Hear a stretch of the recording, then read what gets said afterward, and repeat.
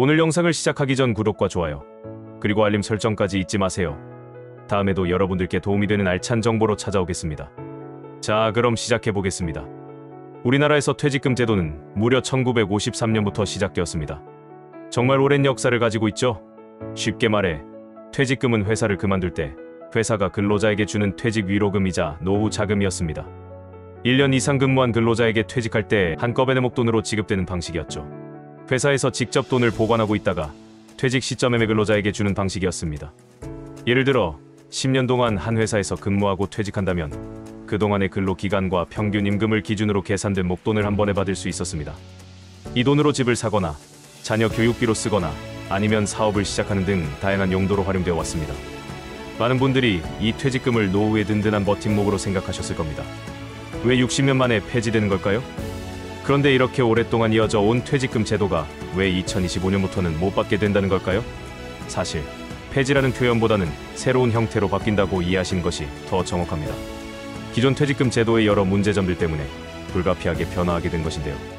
첫째, 기업의 부담과 근로자의 불안정성 문제였습니다. 회사가 직접 퇴직금을 가지고 있다 보니 만약 회사가 어려워져서 문을 닫게 되면 어떻게 될까요? 근로자들은 힘들게 일한 퇴직금을 받지 못하는 경우가 생기기도 했습니다. 실제로 IMF 외환 위기나 2008년 금융 위기 때 이런 안타까운 일들이 많이 발생했죠. 근로자 입장에서는 회사가 망하면 내 퇴직금도 날아갈 수 있다는 불안감이 항상 존재했습니다. 둘째, 노후 자금으로서의 한계였습니다. 퇴직금을 목돈으로 한 번에 받으면 많은 분들이 그 돈을 다른 곳에 쓰거나 자녀들에게 주거나 사업에 투자했다가 손실을 보는 경우가 많았습니다. 그러다 보니 정작 노후에는 쓸 돈이 부족해지는 문제가 생기기도 했죠. 퇴직금이 노후를 위한 자금인데 제대로 활용되지 못하고 사라진 경우가 많았던 겁니다. 이런 문제점들을 해결하고 근로자들이 더 안정적으로 노후를 준비할 수 있도록 정부가 새로운 제도를 도입하게 된 것입니다. 새로운 제도, 퇴직연금은 무엇인가요? 자, 그럼 이제 가장 중요한 새로운 제도에 대해 알아보겠습니다. 앞으로는 퇴직금 대신 퇴직연금 시대가 열립니다. 2025년부터는 모든 사업장에서 퇴직연금 제도를 의무적으로 도입해야 합니다. 그럼 퇴직연금은 무엇이 다를까요? 가장 큰 차이점은 회사가 퇴직금을 근로자에게 직접 주는 것이 아니라 은행이나 증권사 같은 금융기관에 맡겨서 관리한다는 점입니다. 마치 여러분의 이름으로 된 통장을 금융기관에 만들어 놓고 회사가 매달 또는 매년 거기에 돈을 넣어주는 방식이라고 생각하시면 됩니다. 퇴직연금에는 크게 두 가지 종류가 있습니다.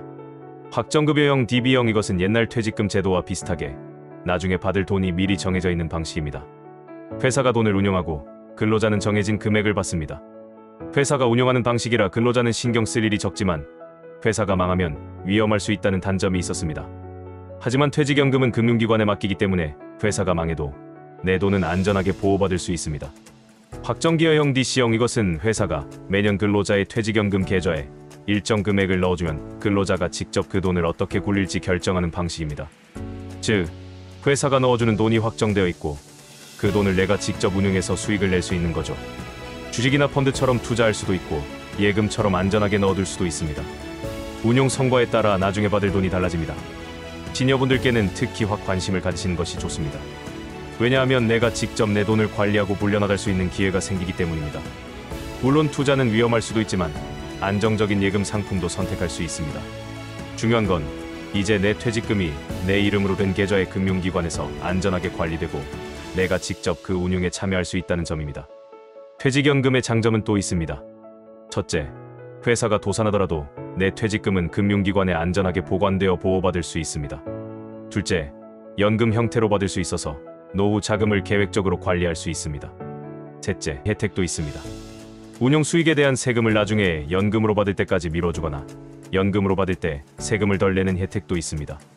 우리들은 무엇을 준비해야 할까요? 자, 그럼 이제 가장 궁금하실 겁니다.